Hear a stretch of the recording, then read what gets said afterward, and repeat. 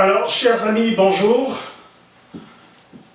Comme il est devenu une coutume, nous allons continuer cette discussion et puis nous allons continuer aussi cette bataille pour la défense de notre démocratie, pour la défense de nos droits au Congo-Brazzaville et puis pour la défense surtout de notre victoire contre le régime tyrannique de M. Denis Sassou Nguesso.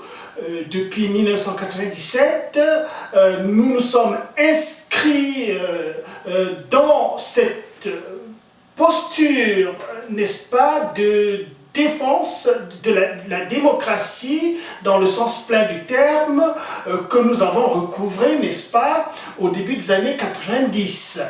Et que cette démocratie, n'est-ce pas, a été mise à mal par une seule personne, M. Denis Sassou Nguesso, qui au préalable avait passé déjà une bagatelle de 13 ans au pouvoir, dans le cadre du parti unique, un pouvoir sans partage, et que l'évolution historique de notre pays, l'évolution historique de notre planète également, parce que cela va sans dire qu'il y a eu la chute du mur de Berlin et puis le discours de la Baule, qui sont deux événements qui s'articulent parfaitement et qui nous a, n'est-ce pas, créé le contexte d'un changement en profondeur au Congo-Brazzaville. Donc, M. Denis Sassou Nguesso avait beau dire qu'il était le père de la démocratie, au Congo-Brazzaville, il n'en était pas. Beaucoup d'exemples montrent à suffisance que c'est un profito-situationniste, et puis la preuve est juste venue après, puisqu'il a fait un coup d'État et il a renversé toutes les institutions de la démocratie qui s'étaient mises en place. Donc, sa chevauchée continue, sa chevauchée extraordinaire continue, jusque donc à l'élection du 20 mars juste passé.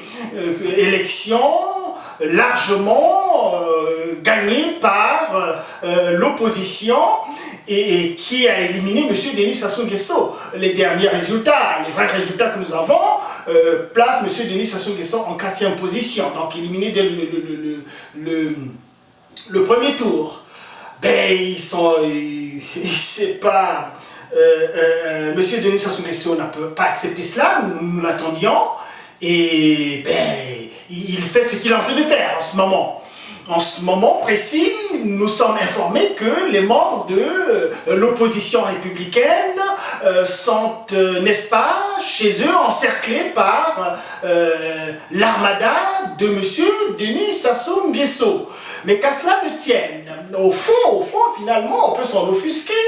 Mais quand je regarde de très près, le déploiement des soldats dans toute la République, le déploiement des chars dans toute la République, le déploiement des hélicoptères dans toute la République, qui montre à suffisance que le pays est en état de siège et qui montre finalement que le pays est en guerre. Mais le pays est en guerre contre qui?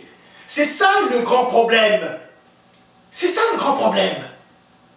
Vous parlez de la paix, mais vous avez apporté la paix au pays. Mais comment est-ce que d'une situation de paix, en contexte de paix, peut encore-t-il être, n'est-ce pas, marqué par un état de guerre? Un état de guerre. Mais qui vous avez en face?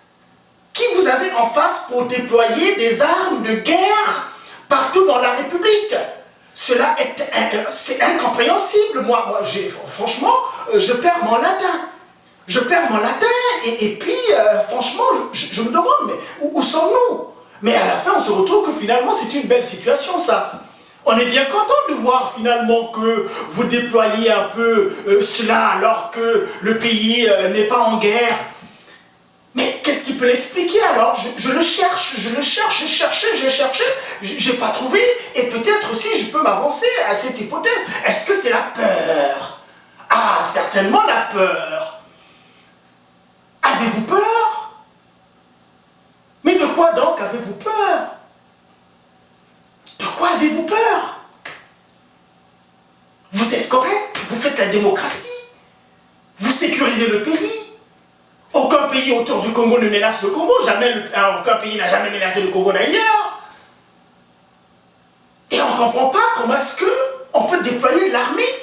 On déploie l'armée quand un pays fait face à une menace extérieure. C'est en cela qu'il y a une grande différence entre l'armée, les forces armées, qui généralement travaillent en bonne intelligence avec la diplomatie, avec, n'est-ce pas, le ministère des Affaires étrangères, parce qu'il s'agit de protéger le pays contre les influences néfastes extérieures.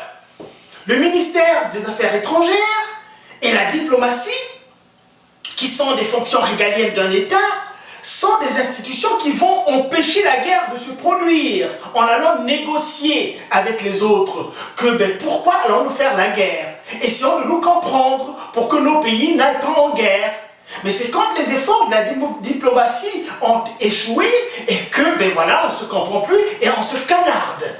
Et là, l'armée rentre en puissance, utilise toute sa puissance pour protéger le pays. Voilà la fonction de l'armée. L'armée n'est pas là pour braquer ses ordres de Staline contre un peuple innocent de surcroît, qui n'a rien fait du tout. Alors il faut franchement avoir honte. Il faut avoir honte dans des situations comme cela. Il faut avoir honte dans des situations comme cela. Bon, il y a les forces de l'ordre aussi. Les forces de l'ordre, c'est la police. Les forces de l'ordre, c'est la gendarmerie. Voilà encore une autre fonction régalienne d'un État. Assurer l'ordre intérieur quand cet ordre intérieur est menacé par de la délinquance, par de la déviance. De veiller à ce que chaque citoyen puisse vivre dans la quiétude. Voilà les forces de l'ordre qui travaillent en bonne intelligence, cette fois-ci avec le ministère de l'Intérieur. Le ministère de l'Intérieur, M. Boulou, n'est pas là à terroriser les peuples. Ça n'est pas possible, c'est de l'incohérence. On n'a jamais vu des choses comme ça dans le monde entier. Maintenir l'ordre intérieur, c'est veiller à l'intégrité physique des individus, des citoyens. C'est veiller à la propriété privée.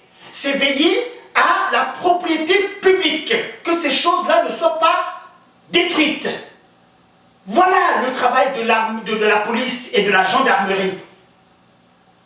Ce n'est pas pour entretenir un état de terreur, c'est de la terreur. Et c'est de là vient le terrorisme. Le terrorisme que le monde entier combat aujourd'hui. La racine, c'est la terreur. C'est la tyrannie. Quand vous terrorisez le peuple qui de surcroît n'a absolument rien fait, qui ne fait que, n'est-ce pas, manifester ses droits les plus élémentaires, et en l'occurrence, le droit élémentaire que le peuple congolais a su démontrer, c'est le vote. Voilà l'un des droits. Et vous êtes bien content d'avoir fait des élections qui se sont bien passées, mais c'est formidable. Cela est formidable. C'est ça, et cela est à l'actif, n'est-ce pas, de la démocratie, dont vous vous prévalez aussi, quand même. Enfin, ça c'est autre chose. Alors, nous sommes bien contents finalement de voir ce déploiement militaire, partout, dans une situation de paix. Un déploiement militaire sans précédent en temps de paix, après une élection réussie. Alors on se demande, pourquoi cela? Pourquoi cela? Et donc c'est ce sentiment-là. C'est ce sentiment de peur qui vous prend à l'intérieur, ce sentiment de peur qui vous étrangle et qui vient vous bloquer, n'est-ce pas, le cœur. Vous vous rappelez, hein, on a bien passé un peu cette chanson de Johnny Hallyday, la peur qui vous prend et qui vient vous bloquer le cœur.